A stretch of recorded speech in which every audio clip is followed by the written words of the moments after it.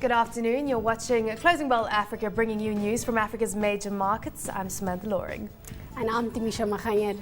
Well, coming up on the show today, Nazir Ali, the CEO of SANRAL, talking to us about the signing in of the e-tolls bill by President Jacob Zuma. Let's take a look at how the Kenyan markets are fared today. Looking at the NSE today, finishing up almost 0.4% stronger at 4,764 points. Now, joining us for more on the currency front on Kenya is Raphael Owino, who's the Deputy General Manager at Commercial Bank of Africa. Raphael, thank you so much for making the time to join us today.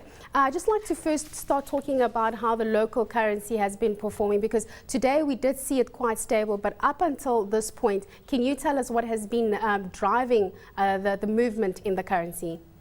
Good evening. The shilling has been remarkably resilient since Monday. Welcome back to Closing Bell. Right after the break now, we're looking at Citigroup and Morgan Stanley, who expect bullion to average around $1,250 an ounce next year, down from $1,405 in 2013. This as economic data strengthens and investors expect the Fed to start reducing its asset purchases. Beatrice, it's Gugu here. I understand that the President, Uhuru Kenyatta, is seeking some advice from Western officials as well as from members from the global sphere with regard to how to handle the situation. Are we seeing that advice being unfolded or rolled out onto the ground? What we know and what the security forces have said, that this was a retaliatory attack after the Kenyan Defense Force marched into Somalia in 2011.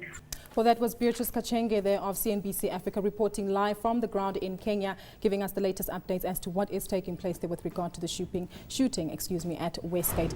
Well, that concludes our look at South Africa's market. And Esther, our anchor from Nigeria, Esther Ogbudaga, is here to, of course, join us in Sandton in our studios here. So, Esther, it's great to have you. It's absolutely And I'm glad you got the memo, because we're both wearing bright pink today, although you can't see mine. Fantastic. On that note, so we'll wrap it from the both of us, Tamisha and myself, and then Esther is going to take over the reins after this short break. So, of course, don't go away. Closing Bell Africa, West Africa returning after this.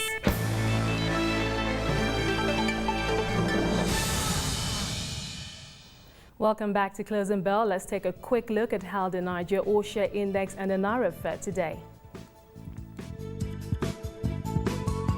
Baba Ibrahim, CEO Main Street Securities, joins me now to look at Nigeria's market performance. Thank you so much, Baba, for joining us. Yeah, good to be here. Well, that's where we'll leave it for today. After the break, it's Beyond Markets. Don't go away. That's where we'll leave it for today.